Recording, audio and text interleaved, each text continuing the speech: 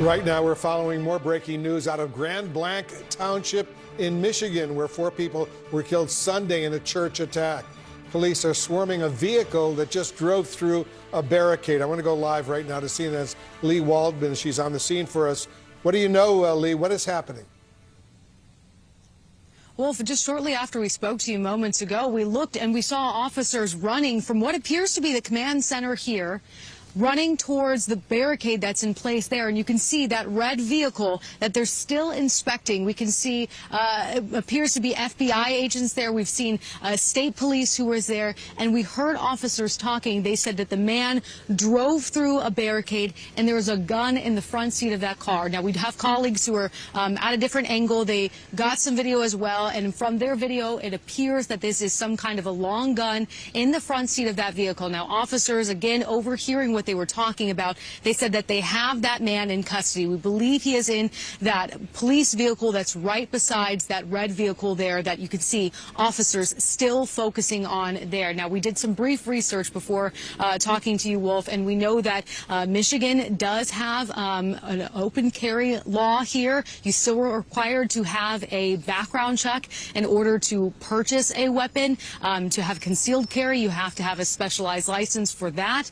But we do know at this point that this vehicle attempted to drive through the barricade where officers stopped the man inside and they noticed that gun. I also want to show you, Wolf, how close we are, if we can, to the church itself. We're just down the street from where this attack happened at this church Sunday morning. So obviously this is a heightened security situation. The street is filled with different law enforcement vehicles, and this red vehicle here with a driver inside attempted to make their way down the street here. Obviously not a lot more information we can bring you, Wolf. We know that man is in custody. We're going to press police for answers. We know there's a press conference happening in a little less than an hour from now, hoping to get some answers, clarity on that as well.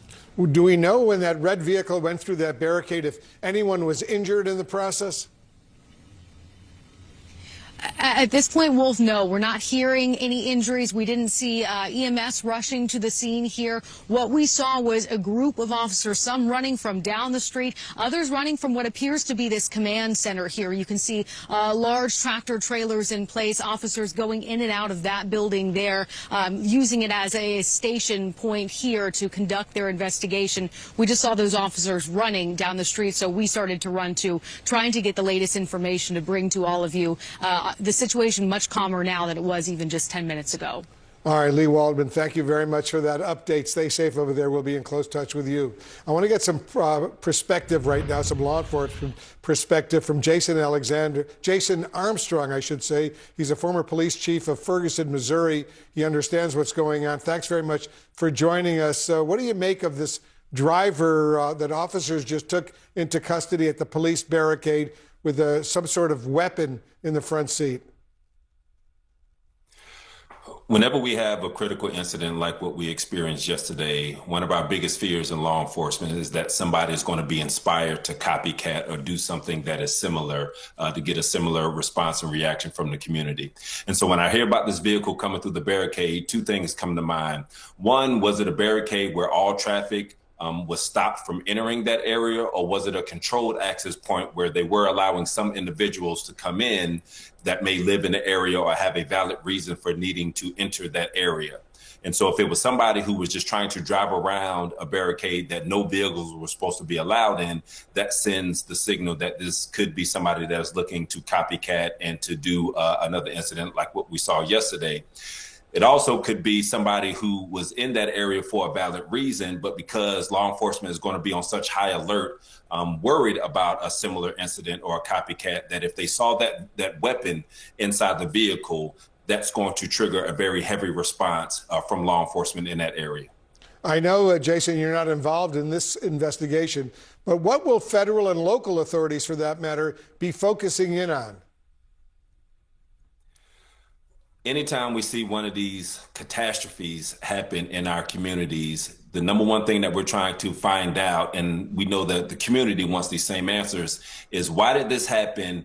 And what did we know, if anything, before it happened that could have helped us or helped somebody prevent this from happening. And that's going to be the number one thing that they're going to try to find out. I know we haven't heard a real motive up to this point. They're going to be looking to see what the motive is and looking to see where there are any points along the trajectory of this individual getting to what he carried out yesterday that we could have interceded and potentially prevented this from happening, because every community is on edge these days that they're going to be the next one. And Yes. as law enforcement, we're going to be doing everything in our power to prevent it. Certainly true. Earlier, just a little while ago, the White House actually called the deadly attack on this church in Michigan an act of evil, and also said this about the gunman. Listen. From what I understand, based on my conversations with the FBI director, all they know right now is this was an individual who hated people of the Mormon faith. And they are trying to understand more about this, how premeditated it was, how much planning went into it, whether he left a note. All of those questions have yet to be answered, but certainly will be answered by the FBI. When you hear that, Jason, what are some of the other questions you have right now that you would like to have answered? What contributed to this individual's hatred towards the Mormon faith?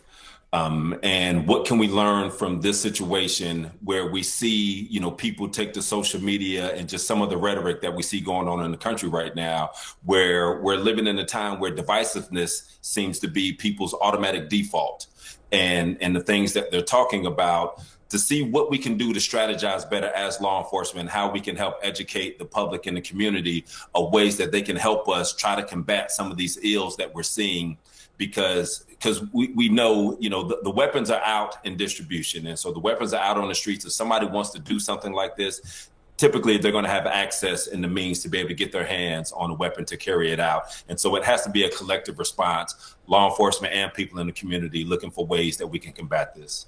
And I want to remind our viewers of some of the most heinous attacks on this nation's houses of worship in recent years. Not long ago, churches, synagogues, mosques were recognized for being sacred and rarely targeted. But that has clearly changed. Look at the screen. You see what happened at the Church of the Annunciation in Minneapolis recently. 2 children killed, several others injured.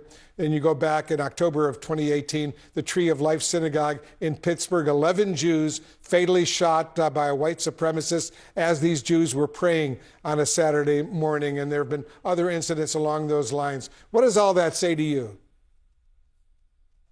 That we're in a terrible place in society where people feel as though this is what they need to do or what they should do to get the attention that they're trying to get, to send the message that they want to send, or and stoke the fear in communities that they want to stoke. And we have to do just really some self-reflection as where we are as a nation, when we see that our most sacred places now are becoming, these locations that people have to go in fear, where they should be going there just to be in peace.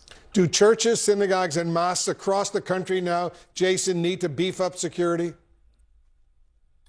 Absolutely, they do. I just got a call recently this week from a church that wants me to come in. They want to talk about their security measures. And that was before this incident happened, just coming on the heels of some of the other incidents that we've seen, like what we saw in Minneapolis a short time ago.